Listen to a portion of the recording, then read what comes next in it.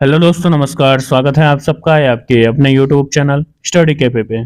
दोस्तों, पिछले कुछ सालों में सीमा पर तनाव के बावजूद भी भारत और चीन का व्यापार रिकॉर्ड स्तर पर बढ़ा। लेकिन अब सालों के बाद ऐसा हो रहा है कि द्विपक्षीय व्यापार में गिरावट आई है। दोनों देशों के बीच व्यापार में 0.9% की गिरावट दर्ज की गई है। दोस्तों, पीटीआई की एक रिपोर्ट के मुताबिक द्विपक्षीय व्यापार में है गिरावट तब हुई है जब चीन के कुल विदेशी व्यापार में लगभग 5% की गिरावट दर्ज की गई है। चीन के विदेशी व्यापार में गिरावट की वजह कोविड के बाद संघर्ष करती उसकी धीमी अर्थव्यवस्था को बताया जा रहा है। चीन के कस्टम विभाग की तरफ से गुरुवार को जारी आंकड़ों के अनुसार इस साल की पहली छमाही में भारत को चीन का निर्यात पिछले साल के 57.51 अरब डॉलर की तुलना में 0.9% की गिरावट के साथ 56.53 अरब डॉलर रहा है। दोस्तों, वहीं चीन को भारत का निर्यात पिछले साल के 9.57 अरब डॉलर की तुलना में 9.49 अरब डॉलर रहा। 2023 की पहली छमाही में व्यापार घाटा भी पिछले साल के 67.08 अरब डॉलर की तुलना में काफी कम होकर 47.04 अरब डॉलर हो गया। बता दें कि अगर कोई देश निर्यात से अधिक आयात करता है तो उसे व्यापार घाटे का सामना करना पड़ता है।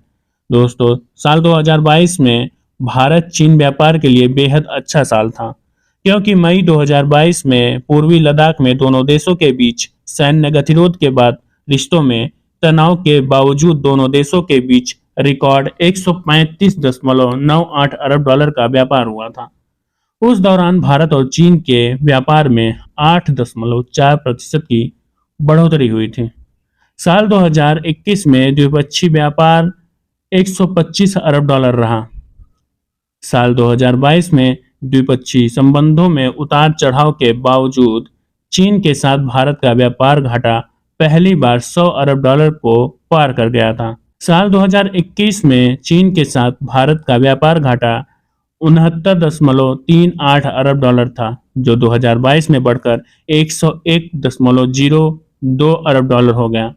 दोस्तों, इस साल की पहली छमाही में भारत चीन व्यापार में मंदी आई, क्योंकि चीन का कुल व्यापार एक साल पहले की तुलना में लगभग 5% कम हो गया। चीन के निर्यात में 3.2% की गिरावट आई है और आयात में 6.7% कम हुआ है।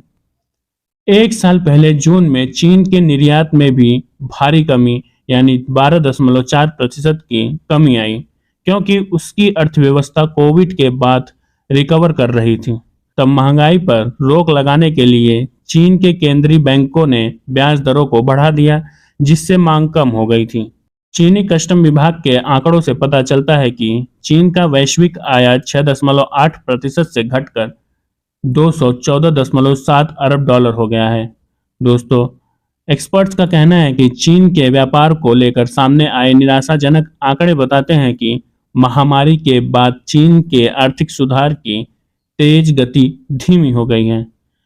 पिन पॉइंट एसेट मैनेजमेंट के मुख्य अर्थशास्त्री झांग झिवेई ने साउथ चाइना मॉर्निंग पोस्ट से बात करते हुए कहा कि ये आंकड़े कमजोरी के संकेत हैं, जिससे आने वाले समय में चीन के निर्यात पर अधिक दबाव पड़ने की संभावना है। चीन अपने घरेलू मांग पर निर्भर है। ऐसे में बड़ा सवाल यह है कि अगले कुछ महीनों में सरकार के ज्यादा प्रोत्साहन के बिना क्या घरेलू मांग फिर से बढ़ पाएगी। दोस्तों, association of south east Asian Nations ने, जो भी चीन का सबसे बड़ा व्यापार भागीदार है, इसके देशों को चीन के निर्यात में 16.86% की गिरावट आई है। दोस्तों, यूरोपियन यूनियन को निर्यात में हर साल गिरावट आ रही है। इस छमाही इसमें 12.92% की गिरावट आई है।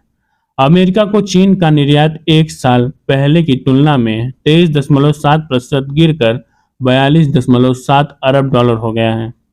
आंकड़ों के अनुसार अमेरिका के साथ चीन का व्यापार लाभ 30.6% से कम होकर 28.7 अरब डॉलर हो गया। हालांकि जून के महीने में रूस को चीन का निर्यात पिछले साल के इसी महीने की तुलना में 90.93% बढ़ा है। दोस्तों, डेटा जारी करते हुए चीनी कस्टम विभाग के प्रवक्ता लू डाइलियांग ने कहा कि चीन को साल के आखिरी महीने में विदेशी व्यापार को पटरी पर लाने के लिए दबाव का सामना करना पड़ेगा। उन्होंने रूस यूक्रेन युद्ध के संदर्भ में कहा कि विश्व के विकसित अर्थव्यवस्थाएं महंगाई की मार झेल रही हैं। लू ने कहा कि चीन की अर्थव्यवस्था महामारी के बाद फिर खड़ी हो रही है और कुछ समय में ही विदेशी व्यापार सकारात्मक दिशा में आगे बढ़ेगा।